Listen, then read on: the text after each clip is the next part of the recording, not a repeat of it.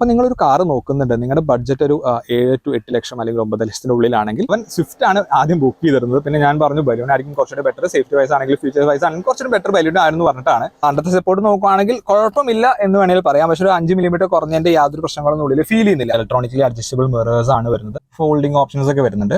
Average fuel economy 13.4. ഇത് ഏകദേശം ഒരു പുതിയ വണ്ടിയാണ്, ഏകദേശം 500 കിലോമീറ്ററാണ് വണ്ടി ഓടിയിട്ടുള്ളൂ. അപ്പോൾ ഇതിൽ 7-inch ഇൻഫോർടൈൻമെന്റ് സിസ്റ്റം ആണ് മാരുതി കൊടുത്തിരിക്കുന്നത്. അത്യാവശ്യം കുഴപ്പമില്ലാത്തൊരു ഇൻഫോർടൈൻമെന്റ് സിസ്റ്റം ആണ്. ഹലോ ഗൈസ്, നമസ്കാരം. നമ്മുടെ പുതിയ വീഡിയോക്ക് എല്ലാവർക്കും സ്വാഗതം. ഇന്ന് നമ്മുടെ ഉള്ളത് 2022 മോഡൽ മാരുതി സുസുക്കി ബലീനോ ആണ്. ഏകദേശം 4 വേരിയന്റ് ആണ് കമ്പനി ഇതിൽ കൊണ്ടുവന്നിരിക്കുന്നത്: സിഗ്മ, ഡെൽറ്റ, സീറ്റ, ആൽഫ. അപ്പോൾ ഈ വേരിയന്റ് പറയാൻ ഡെൽറ്റ വേരിയന്റ് ആണ്, അതിൽ തന്നെ മാനുവൽ വേരിയന്റ് ആണ് നമ്മുടെ കൂടെ എന്നുള്ളത്. അപ്പോൾ ബലീനോനെ കുറിച്ച് പറയുകയാണെങ്കിൽ ലാസ്റ്റ് ബലൂൺ എനിക്ക് പേഴ്സണലി അത്രത്തോളം ഇഷ്ടമായിരുന്നില്ല. കാരണം ഒരു ഉരുണ്ട ഷേപ്പായിരുന്നു മൊത്തത്തിൽ ഉണ്ടായിരുന്നത്. നമ്മളിപ്പോൾ ഈ ബലൂണിനെ നോക്കുവാണെങ്കിൽ കുറച്ചുകൂടിയും ഷാർപ്പ് ആക്കിയിട്ടുണ്ട്. ഓവറോൾ ഡിസൈൻ നോക്കുവാണെങ്കിൽ കുറച്ചുകൂടി എയറോഡൈനാമിക് ആക്കാൻ ശ്രമിച്ചിട്ടുണ്ട്. ഫീച്ചർ വൈസ് നോക്കുവാണെങ്കിലും സേഫ്റ്റി വൈസ് നോക്കുവാണെങ്കിൽ ലാസ്റ്റ് ബലൂണോ അത്രത്തോളം സാറ്റിസ്ഫൈങ് ആയിരുന്നില്ല. പല കസ്റ്റമേഴ്സിനും പല കംപ്ലയിൻസും ഉണ്ടായിരുന്നു. പക്ഷേ പുതിയ ബലൂൺ നോക്കുവാണെങ്കിൽ ഫീച്ചർ വൈസും കുറച്ച് ഇംപ്രൂവ്മെന്റ്സ് വരുത്തിയിട്ടുണ്ട്, സേഫ്റ്റി വൈസ് ആണെങ്കിലും കുറച്ചധികം ഇംപ്രൂവ്മെന്റ്സ് വരുത്തിയിട്ടുണ്ട്. അപ്പോൾ എന്തായാലും ഈ ഡീറ്റെയിൽ റിവ്യൂലേക്ക് പോകുന്നതിന് മുമ്പ് നിങ്ങൾ ഈ ചാനൽ ആദ്യമായിട്ട് കാണുന്നതാണെങ്കിൽ തീർച്ചയായിട്ടും സബ്സ്ക്രൈബ് ചെയ്യുക, വീഡിയോ ഫ്രണ്ട്സ് ആയിട്ടൊന്ന് ഷെയർ ചെയ്യുക. അപ്പോൾ എന്തായാലും നമുക്ക് റിവ്യൂലേക്ക് പോകാം.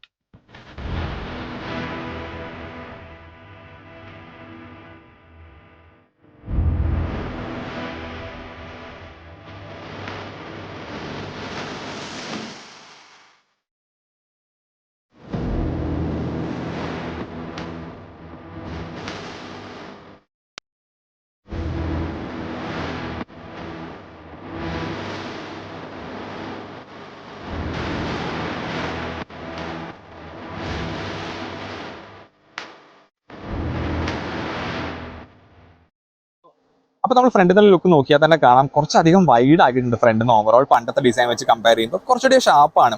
എനിക്ക് പേഴ്സണലി പണ്ടത്തെ ബലീനേക്കാളും കുറച്ചുകൂടി ഇഷ്ടമായത് ഈ ഒരു ബലീനയുടെ ലുക്കാണ്. കുറച്ചുകൂടി എയറോഡൈനാമിക് ആക്കിയതിന്റെ ഭാഗമായിട്ട് ഈ ഫ്രണ്ടിൽ നോക്കുവാണെങ്കിൽ പണ്ട് ഈ ബോണറ്റ് ഒരുമിച്ചായിരുന്നു വന്നിരുന്നത്, ഇവിടുന്നായിരുന്നു ഓപ്പണിംഗ് വന്നിട്ട്. പക്ഷേ ഇപ്പോൾ സെപ്പറേറ്റ് ഒരു പാർട്ട് ഇവിടെ കൊടുത്തിട്ടുണ്ട്. അതുകൊണ്ട് തന്നെ ഫ്രണ്ടിൽ നിന്ന് ഒരു കുറച്ചുകൂടി ഷാർപ്പായിട്ടുള്ള ലുക്കാണ് വണ്ടിക്ക് നൽകുന്നത്.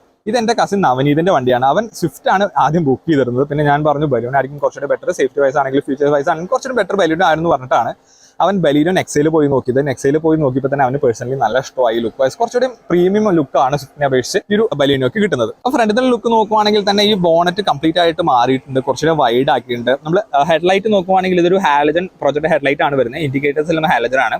പിന്നെ ഒരു ക്രോമിയം ഇൻസേർട്ട് ഉള്ളിൽ കൊടുത്തിട്ടുണ്ട്. ഇതിന് ടോപ്പ് വേരിയൻസിലൊക്കെ അവിടെ DRL വരുന്നുണ്ട്. ഇത് താഴെ നോക്കുവാണെങ്കിൽ ഫോഗ് ലാമ്പ് ഈ ഒരു മോഡലിന് അവൈലബിൾ അല്ല, ഡെൽറ്റ മോഡലിന് അവൈലബിൾ അല്ല. ഗ്രില്ല് നോക്കുവാണെങ്കിൽ നമുക്ക് സിഗ്മ അതിന്റെ താഴെയുള്ള വേരിയന്റിൽ സാധാ ഗ്രില്ലാണെങ്കിൽ ഇവിടെ ചെറിയൊരു ക്രോമിയം ഇൻസേർട്ട് കൊടുത്തിട്ടുണ്ട്. അതുകൊണ്ട് തന്നെ ഓവറോൾ ഒരു പ്രീമിയം ലുക്കാണ് വണ്ടിയുടെ ഫ്രണ്ടിൽ നമുക്ക് ഫീൽ ചെയ്യുന്നത്. അപ്പോൾ ഫ്രണ്ടിൽ നമ്മൾ നോക്കുവാണെങ്കിൽ എക്സ്ട്രാ ഒരു അണ്ടർസ്കേർട്ടിങ് കൊടുത്തിട്ടുണ്ട്. അതിന് ഏകദേശം 2300 രൂപയുടെ അടുത്താണ് വരുന്നത്. അപ്പോൾ ഫ്രണ്ടിൽ നമ്മൾ നോക്കുവാണെങ്കിൽ നിങ്ങൾക്ക് പഴയ ബലൂണാണോ പുതിയ ബലൂണാണോ ഇഷ്ടമായെന്ന് തീർച്ചയായിട്ടും കമന്റ് ബോക്സിൽ അറിയിക്കാം. പിന്നെ നമ്മൾ സൈഡിലേക്ക് വരുമ്പോൾ വീൽസ് നോക്കുവാണെങ്കിൽ 15-inch വീൽസ് ആണ്, സ്റ്റീൽ വീൽസ് ആണ് കൊടുത്തിരിക്കുന്നത്. ഇത് ടോപ്പ് വേരിയൻസിനാണ് നമുക്ക് അലോയ് വീലും കാര്യങ്ങളൊക്കെ അവൈലബിൾ ആയിട്ടുള്ളൂ. ടയർ സൈസ് നോക്കുവാണെങ്കിൽ 185-65 ടയേഴ്സ് ആണ്, അപ്പോളോയുടെ ടയേഴ്സ് ആണ് വരുന്നത്. പിന്നെ നമ്മൾ സൈഡിലേക്ക് വരുമ്പോൾ കാണുന്നത് മിറേഴ്സ് ആണ്. മിറേഴ്സ് ബോഡി കളർ മിറേഴ്സ് ആണ് കൊടുത്തിരിക്കുന്നത്. ഡോർ ഹാൻഡിൽസ് നോക്കുവാണെങ്കിലും ബോഡി കളർ തന്നെയാണ് വരുന്നത്. നമ്മൾ ബലീനോന്റെ ഗ്രൗണ്ട് ക്ലിയറൻസ് നോക്കുവാണെങ്കിൽ 170 mm ആണ് ഗ്രൗണ്ട് ക്ലിയറൻസ് വന്നത്. ചില സിറ്റുവേഷൻസിലൊക്കെ നിലത്ത് തട്ടുന്ന ഇഷ്യൂസ് ഒക്കെ ഉണ്ടായിട്ടുണ്ടായിരുന്നു. സൈഡിൽ നിന്നുള്ള പ്രൊഫൈലിൽ കാര്യമായിട്ടുള്ള മാറ്റങ്ങളൊന്നുമില്ല പണ്ടത്തെ ബലീനെ വെച്ച് നോക്കുമ്പോൾ. പക്ഷേ ഒരു 5 മില്ലിമീറ്റർ കുറഞ്ഞിട്ടുണ്ട്. പക്ഷെ നമുക്ക് വിസിബിളി അങ്ങനെ അറിയുന്ന കാര്യങ്ങളൊന്നുമല്ല. എന്നാലും കുറച്ചൊക്കെ ഷാർപ്പ് ലുക്ക് ആക്കാനുള്ള ശ്രമങ്ങൾ നടത്തിയിട്ടുണ്ട്, കുറച്ച് ലൈൻസും കാര്യങ്ങളൊക്കെ നോക്കുമ്പോൾ. പിന്നെ എനിക്ക് പേഴ്സണലി ബലൂണിന്റെ ടെയിൽ സെക്ഷൻ ഭയങ്കര ഇഷ്ടമാണ്. നല്ല ഭംഗിയിലാണ് മാരുതി ഇതിന് ഡിസൈൻ ചെയ്തിരിക്കുന്നത്. പിന്നെ ടെയിൽ ലൈറ്റ് നോക്കുവാണെങ്കിൽ ഒരു C ഷേപ്പിലാണ് കൊടുത്തിരിക്കുന്നത്. LED സെറ്റപ്പ് ആണ് കംപ്ലീറ്റ്ലി വരുന്നത്. ഇതിൽ ഇൻഡിക്കേറ്റേഴ്സ് ഹാലജൻ ആണ്. ഇവിടെ സ്പ്ലിറ്റ് LED സെറ്റപ്പ് ആണ് ബാക്കിൽ കൊടുത്തിരിക്കുന്നത്. ഇത് റിഫ്ലക്ടർ ആണ് വരുന്നത്. പിന്നെ നമ്മൾ ബാക്കിലെ ഗ്ലാസ് നോക്കാൻ ഡിഫോഗർ കൊടുത്തിട്ടുണ്ട്. വൈപ്പർ അവൈലബിൾ അല്ല. നമ്മൾ ആന്റിന നോക്കുവാണെങ്കിൽ ഷാർക്ക് ഫിൻ ആന്റിന് നല്ല നോർമൽ ആന്റിനയാണ്. പിന്നെ സ്റ്റോക്ക് ആയിട്ട് തന്നെ സ്പോയിലർ വരുന്നുണ്ട്, അത് നല്ല ഭംഗിയിൽ തന്നെ ചെയ്തിട്ടുണ്ട്. പിന്നെ നമുക്ക് പാർക്കിംഗ് സെൻസേഴ്സ് കാണാം ഇവിടെ. പിന്നെ മാരുതി തന്നെ നമ്മൾ പാർക്കിംഗ് ക്യാമറയും കൂടെ ആഡ് ചെയ്തിട്ടുണ്ട്. പിന്നെ താഴെ ഞാൻ നേരത്തെ പറഞ്ഞ സ്കിപ്പ് ലൈറ്റ് ആഡ് ചെയ്തിട്ടുണ്ട്. 2300 ഏകദേശം 2400 റേഞ്ചാണ് ഇതിനും കോസ്റ്റ് വരുന്നത്. ബാക്കിൽ നോക്കുവാണെങ്കിലും എനിക്ക് പേഴ്സണലി പണ്ടത്തെ ബലൂണിനേക്കാളും കുറച്ചുകൂടി ഇഷ്ടമായി. ഈ സൈഡിൽ നിന്നുള്ള ലുക്കൊക്കെ കുറച്ചുകൂടിയും ഷാർപ്പ് ആക്കാൻ ശ്രമിച്ചിട്ടുണ്ട്. ഓവറോൾ ഡിസൈൻ നോക്കുവാണെങ്കിൽ കുറച്ചുകൂടി എയറോഡൈനാമിക് ആക്കാൻ ശ്രമിച്ചിട്ടുണ്ട്. അപ്പോൾ എനിക്ക് ഒന്ന് കുറച്ചുകൂടി യൂത്തിനും കൂടി അപ്പീലിംഗ് ആക്കിയിട്ടാണ് ബലീനോ കൊണ്ടുവന്നിരിക്കുന്നത്, പുതിയ ബലൂൺ. പണ്ടത്തെ ബലൂണോ പലർക്കും അത്രത്തോളം ഇഷ്ടമായിരുന്നില്ല, കാരണം ഒരു ഉരുണ്ട ഷേപ്പാന്ന് പലരും പറഞ്ഞു കേട്ടിരുന്നു. പക്ഷേ ഇപ്പോഴത്തെ ബലൂണോ കുറച്ചുകൂടിയും എല്ലാവർക്കും അപ്പീലിംഗ് ആയിട്ടുള്ള ഡിസൈനാണ് മാരുതി കൊടുത്തിരിക്കുന്നത്. അപ്പോൾ ഇതാണ് ബലൂണിന്റെ കീ വരുന്നത്. നമുക്ക് എന്തായാലും ഉള്ളിൽ കയറിയിട്ട് ഇന്റീരിയറിന് കൂടെ ചെക്ക് ചെയ്ത് നോക്കാം. നമ്മൾ ഇന്ത്യയിൽ നോക്കുവാണെങ്കിൽ ഡോർ പാനൽസ് നോക്കുവാണെങ്കിൽ തന്നെ ഇവിടെ ഒരു ബ്ലൂ ഫിനിഷിൽ ഫാബ്രിക് കൊടുത്തിട്ടുണ്ട്. കുറച്ച് ഡേർട്ടി ആവാൻ ചാൻസ് ഉണ്ട് കുറച്ചധികം കൈയൊക്കെ വെക്കുമ്പോൾ, എന്നാലും അത്യാവശ്യം പ്രീമിയം ലുക്ക് ആ ഒരു ഫാബ്രിക് ഉള്ളതുകൊണ്ട് നമുക്ക് ഫീൽ ചെയ്യുന്നുണ്ട്. പിന്നെ ഇവിടെയൊക്കെ ഉപയോഗിച്ചിരിക്കുന്ന ഹാർഡ് പ്ലാസ്റ്റിക് തന്നെയാണ്. ഈ ഒരു പോർഷൻ മാത്രമാണ് നമുക്ക് ഫാബ്രിക് വരുന്നത്. പിന്നെ ഇവിടെയാണ് കൺട്രോൾസും കാര്യങ്ങളൊക്കെ വരുന്നത്. ഞാൻ എന്തായാലും ഉള്ളിൽ കയറിയിട്ട് ബാക്കി കാര്യങ്ങൾ പറഞ്ഞു. അപ്പോൾ നമ്മൾ കൺട്രോൾസ് നോക്കുവാണെങ്കിൽ ഞാൻ നേരത്തെ പറഞ്ഞല്ലോ, ഇലക്ട്രോണിക്കലി അഡ്ജസ്റ്റബിൾ മിറേഴ്സ് ആണ് വരുന്നത്. ഫോൾഡിംഗ് ഓപ്ഷൻസ് ഒക്കെ വരുന്നുണ്ട്. പിന്നെ പണ്ടത്തെ ബലൂണിന് ഓട്ടോ ഡൗൺ ഫീച്ചർ മാത്രമേ ഉണ്ടായിരുന്നുള്ളൂ വിൻഡോയിൽ നോക്കുവാണെങ്കിൽ. പക്ഷേ ഇപ്പോൾ ഓട്ടോ അപ്പും കൂടെ വന്നിട്ടുണ്ട്. പിന്നെ നമ്മൾ സ്റ്റിയറിംഗ് വീൽ നോക്കുവാണെങ്കിൽ നമ്മൾ സ്വിഫ്റ്റിലൊക്കെ കണ്ട പോലെ തന്നെ 3 സ്പോക്ക് ഫ്ലാറ്റ് ബോട്ടം സ്റ്റിയറിംഗ് വീലാണ് വന്നിരിക്കുന്നത്. അപ്പം അതിൽ കൺട്രോൾസ് നോക്കുവാണെങ്കിൽ ഇവിടെ നമുക്ക് ഇൻഫോർടൈൻമെന്റ് സിസ്റ്റം കൺട്രോൾ ചെയ്യാനുള്ള സ്വിച്ചസ് കൊടുത്തിട്ടുണ്ട്. പിന്നെ ഇവിടെ കോൾ എടുക്കാനും പിന്നെ വോയിസ് റെക്കഗ്നിഷന്റെ സ്വിച്ചസ് കൊടുത്തിട്ടുണ്ട്. ഈ സൈഡ് എംടി ആണ്. ഇതിൽ ടോപ്പ് വേരിയൻസിൽ ഇവിടെ ക്രൂസ് കൺട്രോളിന്റെ ഓപ്ഷൻ വരുന്നുണ്ട്. ഹോൺ നടുവിലാണ് കൊടുത്തിരിക്കുന്നത്. സൈഡിലും കൂടെ കുറച്ചുകൂടി കൺവീനിയന്റ് ആയിരുന്നു ഫീൽ ചെയ്തു.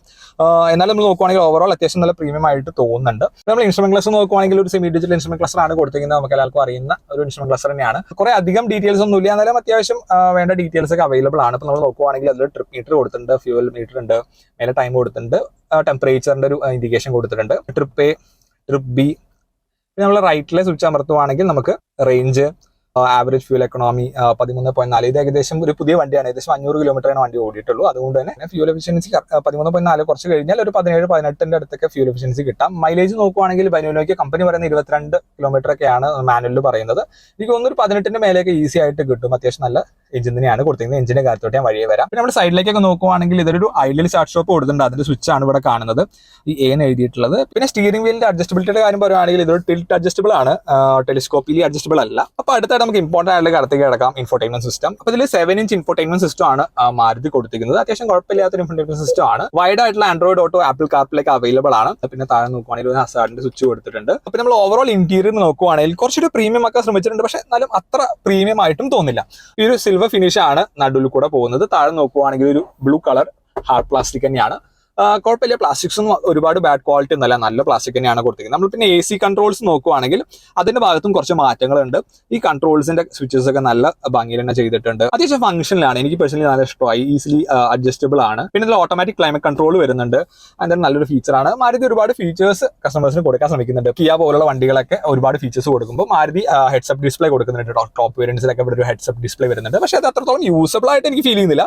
എന്നാലും പലർക്കും ആ ഒരു ഫീച്ചേഴ്സ് ഒരുപാടുള്ള വണ്ടികൾ ഇഷ്ടവും. അങ്ങനെയുള്ളവർക്ക് നല്ലൊരു ഓപ്ഷൻ തന്നെയാണ്. താഴോട്ട് വരുവാണെങ്കിൽ USB ഓപ്ഷൻ കാണാം. ഇത് വയേർഡ് ആയിട്ടുള്ള ആൻഡ്രോയിഡ് ഓട്ടോ ഒക്കെ ഉള്ളതായത് USB ഓപ്ഷൻ കൊടുത്തിട്ടുണ്ട്. പിന്നെ ചാർജിങ് സോക്കറ്റിന്റെ ഓപ്ഷൻ കൊടുത്തിട്ടുണ്ട്. ഇവിടെ ഒരു ഫോൺ വെക്കാനുള്ള സ്പേസ് ഉണ്ട്, പക്ഷേ വയർലെസ് ചാർജിങ് ഓപ്ഷൻ ഒന്നും ഇതിന്റെ ടോപ്പ് വേരിയന്റ്സിനും അവൈലബിൾ അല്ല. പിന്നെ 2 കപ്പ് ഹോൾഡർ കൊടുത്തിട്ടുണ്ട്. ഇവിടെ കുറച്ച് സ്റ്റോറേജ് സ്പേസ് ഉണ്ട്, കുറച്ച് ഗ്രിപ്പി ആയിട്ടുള്ള സ്റ്റോറേജ് സ്പേസ് കൊടുക്കുന്നത്. നമ്മൾ സീറ്റ് കവർ നോക്കുവാണെങ്കിൽ നമ്മൾ മാരുതി തന്നെ എക്സ്ട്രാ ആഡ് ചെയ്ത സീറ്റ് കവർ ആണ്. 8000 രൂപയുടെ അടുത്താണ് ഇതിന്റെ കോസ്റ്റ് വരുന്നത്. സ്റ്റോക്ക് സീറ്റിനേക്കാളും അത്യാവശ്യം കുഴപ്പമില്ല. സ്റ്റോക്ക് സീറ്റ് കുറച്ചും ചളി പിടിക്കാൻ ചാൻസ് ഉണ്ടെങ്കിൽ എന്നാൽ പക്ഷേ 8000 രൂപയ്ക്കുള്ള ഉണ്ടോ ചോദിച്ചാൽ ഇവിടെയൊക്കെ ചെറിയ നമുക്ക് ക്വാളിറ്റിയുടെ കുറച്ച് പ്രശ്നങ്ങൾ ഫീൽ ചെയ്തു. ഇവിടെ നിന്ന് അത്രത്തോളം ഫിനിഷിങ് നമുക്ക് ഫീൽ ചെയ്തില്ല. പിന്നെ ഗ്ലൗ ബോക്സ് നോക്കുകയാണെങ്കിൽ അത്യാവശ്യം സ്പേഷ്യസ് ആയിട്ടുള്ള ഗ്ലൗ ബോക്സ് തന്നെയാണ്. പിന്നെ നമ്മളിവിടെ നോക്കുവാണെങ്കിൽ ഇവിടെ ക്യാബിൻ ലൈറ്റ്സ് കൊടുത്തിട്ടുണ്ട്. ഹാലജനിലെ ആണ് വരുന്നത്. പിന്നെ സൺവൈസർ നോക്കുവാണെങ്കിൽ കോ ഡ്രൈവർക്ക് വാൻറ്റിമറും കാര്യങ്ങളൊക്കെ അവൈലബിൾ ആണ്. ഡ്രൈവർ സീറ്റിൽ അങ്ങനെ കാര്യങ്ങളൊന്നും ഒന്നും അവൈലബിൾ അല്ല. അപ്പോൾ ഇത് ഡെൽറ്റ വേരിയന്റ് ഞാൻ പറഞ്ഞല്ലോ. ഇതിൽ ഡുവൽ എയർ ബാഗ് ആണ് വരുന്നത്. ഇതിന്റെ ടോപ്പ് വേരിയൻസിലൊക്കെ നമുക്ക് 6 എയർ ബാഗ് ഒക്കെ വരുന്നുണ്ട്. ബാക്കി സേഫ്റ്റി ഫീച്ചേഴ്സ് ഒക്കെ നോക്കുവാണെങ്കിൽ ABS വിത്ത് EBD വരുന്നുണ്ട്. പിന്നെ ബ്രേക്ക് അസിസ്റ്റ് വരുന്നുണ്ട്. ഇതിന്റെ ഓട്ടോമാറ്റിക് വേരിയന്റ് ESP വിത്ത് ഹിൽ ഹോൾഡ് അസിസ്റ്റ് വരുന്നുണ്ട്.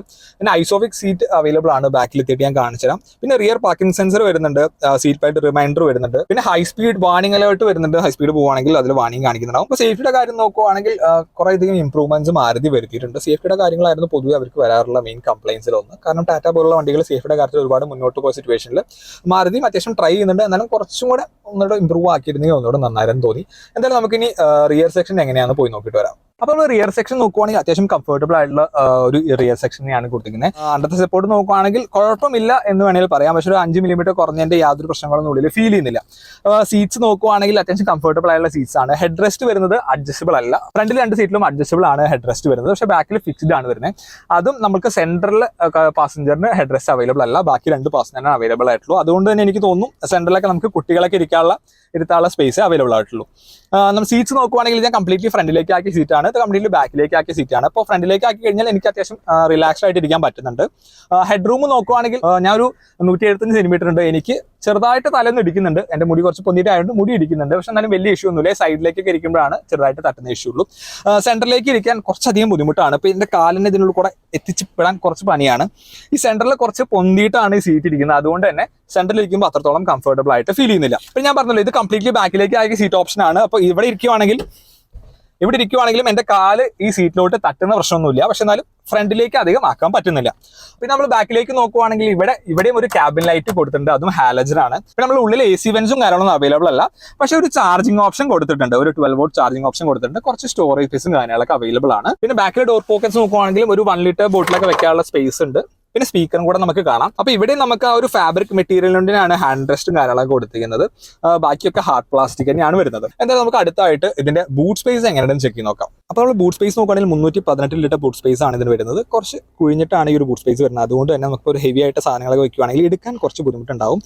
കുറച്ച് ഹൈറ്റ് ഈ ഭാഗത്ത് കൂടുതലാണ്. ഉള്ളിൽ നോക്കുവാണെങ്കിൽ ഇവിടെ ഒരു ഹുക്ക് കൊടുത്തിട്ടുണ്ട്. റൈറ്റ് സൈഡിലെ ഹുക്കോ കാര്യങ്ങളൊന്നും അവൈലബിൾ അല്ല. വേറെ ലൈറ്റോ കാര്യങ്ങളൊന്നും ഈ ഒരു വേരിയന്റിൽ അവൈലബിൾ അല്ല. അപ്പോൾ അടുത്തായിട്ട് നമുക്ക് ബലൂണിന്റെ എഞ്ചിൻ സ്പെക്ക് നോക്കുവാണെങ്കിൽ ഇതിൽ വരുന്നത് 1.2 ലിറ്റർ dual VVT എഞ്ചിനാണ്. പെട്രോൾ എഞ്ചിനാണ് വരുന്നത്. മാനുവൽ ട്രാൻസ്മിഷൻ ആണ്. ഇതിലൊരു AMT ട്രാൻസ്മിഷൻ കൂടെ അവൈലബിൾ ആണ്. പണ്ടത്തെ CVT മാറ്റിയിട്ട് ഇപ്പോൾ AMT ആക്കിയിട്ടുണ്ട്. അത്യാവശ്യം കുഴപ്പമില്ലാത്ത AMT ആണ്. പക്ഷേ നമ്മുടെ കൂടെ ഇന്നുള്ളത് മാനുവൽ ട്രാൻസ്മിഷൻ വേരിയന്റ് ആണ്. അപ്പോൾ ഇതിന്റെ പവർ ഫിഗേഴ്സ് ഒക്കെ നോക്കുകയാണെങ്കിൽ 88 bhp 113 Nm ടോഗും ആണ് വരുന്നത്. എഞ്ചിൻ കാര്യം നോക്കുകയാണെങ്കിൽ K സീരീസ് എഞ്ചിനാണ്. അത്യാവശ്യം നല്ല റിഫൈൻഡ് ആയിട്ടുള്ള എഞ്ചിനാണ്. കുറേ കാലമായിട്ട് മാർക്കറ്റിലുള്ള എഞ്ചിനാണ്. അതിൽ തന്നെ പഴയ ബലൂൺ നോക്കുകയാണെങ്കിൽ അതിൽ നിന്ന് കുറച്ച് മാറ്റങ്ങൾ മാരുതി ഇതിൽ വരുത്തിയിട്ടുണ്ട്. നമ്മൾ ഉള്ളിലേക്കൊക്കെ നോക്കുകയാണെങ്കിൽ എഞ്ചിൻ നോയ്സ് കാര്യമായിട്ട് കുറഞ്ഞിട്ടുണ്ട്. ഇവിടെ നമുക്ക് ഐസൊലേഷനും കാര്യങ്ങളൊക്കെ കാണാം. ഈ ബോണറ്റ് നമ്മൾ പൊക്കുമ്പോൾ തന്നെ അത്യാവശ്യം നല്ല വെയിറ്റ് ഫീൽ ചെയ്യുന്നുണ്ടായിരുന്നു. അപ്പോൾ ഞാൻ പറഞ്ഞ പോലെ സേഫ്റ്റിയുടെ കാര്യത്തിലും കുറച്ചധികം ഇംപ്രൂവ്മെന്റ്സ് മാരുതി വരുത്തിയിട്ടുണ്ട്. അപ്പോൾ ഓവറോൾ ഈ സ്റ്റീലിന്റെ ക്വാളിറ്റി ആണെങ്കിലും അതിൽ മാറ്റങ്ങൾ വരുത്തിയിട്ടുണ്ട്. ഫ്രെയിമിലാണെങ്കിലും കുറച്ച് സേഫ്റ്റി ഭാഗമായിട്ട് കുറച്ചധികം ഇംപ്രൂവ്മെന്റ്സ് വരുത്തിയിട്ടുണ്ട്. അപ്പോൾ എഞ്ചിന്റെ കാര്യം പറയുകയാണെങ്കിൽ ഓടിക്കുമ്പോൾ എനിക്ക് ഫീൽ ചെയ്യുന്നത് വെച്ചാൽ നല്ല റിഫൈൻഡ് ആയിട്ടുള്ള എഞ്ചിനാണ്. യാതൊരു സ്ട്രെസ്സോ കാര്യങ്ങളോ ഒന്നുമില്ല. പിന്നെ മാരുതിയിൽ കൊണ്ടുവന്ന വേറെ ചേഞ്ച് എന്ന് വെച്ചാൽ ഹൈഡ്രോളിക് ക്ലച്ച് കൊടുത്തിട്ടുണ്ട്. അതുകൊണ്ട് തന്നെ ക്ലച്ച് കുറച്ചുകൂടി അധികം ലൈറ്റ് ആയിട്ടുണ്ട്. അപ്പോൾ ഓടിക്കുന്നതിന് പെട്ടെന്ന് നമുക്ക് ഫീൽ ചെയ്യുന്ന ഒരു കാര്യമാണ് ക്ലച്ചിന്റെ കാര്യം. പിന്നെ ഓവറോൾ റൈഡ് എക്സ്പീരിയൻസിന്റെ കാര്യമൊക്കെ പറയുകയാണെങ്കിൽ സസ്പെൻഷൻ കുറച്ചുകൂടി ഇംപ്രൂവ് ചെയ്തിട്ടുണ്ട്. പണ്ടത്തെ സസ്പെൻഷൻ വെച്ച് നോക്കുമ്പോൾ കുറച്ചുകൂടി നല്ല സസ്പെൻഷൻ ആക്കിയിട്ടുണ്ട്. പക്ഷെ എന്നാലും കുറച്ചധികം ചാട്ടം ഫീൽ ചെയ്യുന്നുണ്ട്. അപ്പോൾ നമ്മൾ ബാക്കി ജർമ്മൻ കാർസ് എന്ന് വെച്ച് കമ്പയർ ചെയ്യാൻ പറ്റില്ലെങ്കിലും പണ്ടത്തേനെ വെച്ച് കുറച്ചുകൂടി ഇംപ്രൂവ് ആയിട്ടുണ്ട് എന്ന് വേണമെങ്കിൽ പറയാം. അപ്പോൾ ഈ ഒരു മാരുതി സുസുക്കി ബലൂണിന്റെ ഡെൽറ്റ വേരിയന്റിന്റെ പ്രൈസ് നോക്കുവാണെങ്കിൽ 8,60,000 രൂപയുടെ അടുത്താണ് ഇതിന്റെ ഒരു കോസ്റ്റ് വരുന്നത്. ഓൺ റോഡ് പ്രൈസ് ആണ്. പിന്നെ അതിൽ EMI ഓപ്ഷൻസും കാര്യങ്ങളൊക്കെ അവൈലബിൾ ആണ്. അപ്പോൾ നിങ്ങൾക്ക് ഈ വേരിയന്റിൽ എനിക്ക് തോന്നുന്നു ഒരുപാട് അധികം പ്രീമിയം ഫീച്ചേഴ്സ് ഒന്നും ആവശ്യമില്ലാത്തവർക്ക് സിഗ്മ വേരിയന്റിലേക്ക് പോകാം. കാര്യമായിട്ടുള്ള മാറ്റങ്ങളൊന്നുമില്ല. ചെറുതായിട്ട് കോസ്മെറ്റിക് ചേഞ്ചസ് ആണ് ഒരു സിഗ്മയും ഡെൽറ്റയും തമ്മിൽ വരുന്നത്. പ്രൈസ് ഡിഫറൻസ് നോക്കുകയാണെങ്കിൽ 10,60,000 രൂപയുടെ അടുത്ത് ഡിഫറൻസ് ബേസ് വേരിയന്റും ഈ ഒരു ഡെൽറ്റ വേരിയന്റും തമ്മിൽ വരുന്നുണ്ട്. അപ്പോൾ ഒരുപാട് ഫീച്ചേഴ്സ് വേണമെന്നുള്ളവർക്കൊക്കെ ടോപ്പ് വേരിയന്റ്സ് നോക്കാം. അതിൽ ഹെഡ്സപ്പ് ഡിസ്പ്ലേ, അലോയ് വീൽ, അങ്ങനത്തെ ഒരുപാട് ഫീച്ചേഴ്സും കാര്യങ്ങളൊക്കെ അവൈലബിൾ ആണ്. അപ്പോൾ ഗൈസ് അതൊക്കെയായിരുന്നു മാരുതി സുസുക്കി ബലൂണിന്റെ വിശേഷങ്ങൾ. അപ്പോൾ നിങ്ങളൊരു കാർ നോക്കുന്നുണ്ട്, നിങ്ങളുടെ ബഡ്ജറ്റ് ഒരു 7 to 8 ലക്ഷം അല്ലെങ്കിൽ 9 ലക്ഷത്തിന്റെ ഉള്ളിലാണെങ്കിൽ നിങ്ങളൊരു ഹാച്ച് ബാക്ക് നോക്കുന്നുണ്ടെങ്കിൽ നിങ്ങൾക്ക് തീർച്ചയായിട്ടും നോക്കാൻ പറ്റുന്ന ഓപ്ഷൻ തന്നെയാണ് മാരുതി സുസുക്കി ബലീനോ. മൈലേജിന്റെ കാര്യത്തിലാണെങ്കിലും സർവീസിന്റെ കാര്യത്തിലാണെങ്കിലും എഞ്ചിന്റെ കാര്യത്തിലാണെങ്കിലും യാതൊരു പ്രശ്നം വരാൻ ചാൻസ് ഇല്ല. മാരുതിയുടെ സർവീസിന്റെ കാര്യങ്ങൾ നമുക്ക് അറിയാവുന്നതാണ്. എഞ്ചിനും അത്യാവശ്യം റിഫൈനും റിലയബിൾ ആയിട്ടുള്ള എഞ്ചിനാണ് മാരുതി കൊടുത്തിരിക്കുന്നത്.